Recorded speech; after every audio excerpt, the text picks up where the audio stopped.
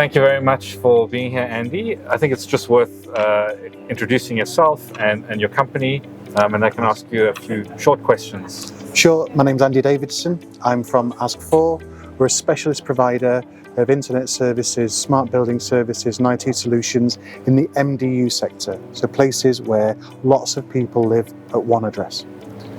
And Andy, from a perspective of which project groups inside TIP did you participate in, and how do you think they help contribute towards your organization's goals? So we participate on the OpenWiFi project, which is part of the Open LAN project group.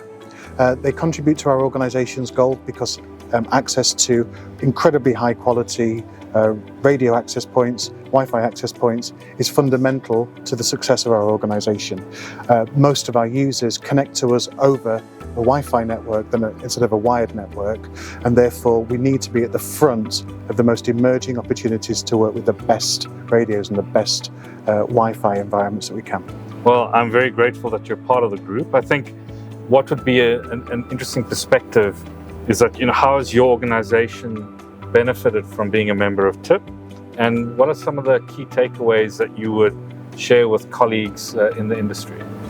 So as a member of TIP, we've benefited because when we've had problems in the early days with the software on the access points that we were running OpenWiFi, we were able to participate alongside the developers who were working on these bugs. Now, we've had good experiences with wireless vendors in the past when we've raised flaws or feature requests. We've had a great experience with TIP because when we've articulated a particular issue we need to be worked on, we can see the tests that you're writing to make sure that they absolutely match the use case or the flaw that we're trying to mitigate.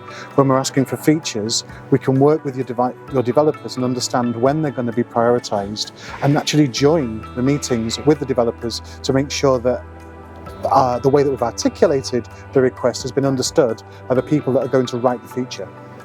And Andy, I think what are some of the most exciting developments you see in telecoms today, and how do you see TIP advancing those or driving those, and being current and relevant? I'm really excited about the way that radio performance is increasing in the environments that we serve. The new spectrum, 6 GHz spectrum available with 6E radios and Wi-Fi 7 radios, is going to mean that new exciting services are available to our end users that require low latency or higher bandwidths.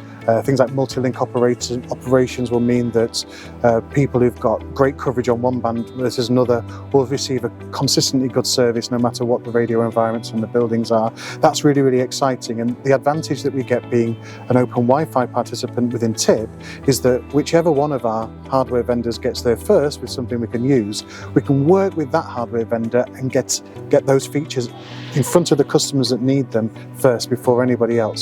And anyone who's not participating in open Wi-Fi isn't going to be at the front of the emerging technologies that I'm talking about. Well, I'm very happy to hear that you see TIP as embracing those developments and shaping them, and I'd just like to thank you for being part of the organization and your contribution. It's been great. Thanks.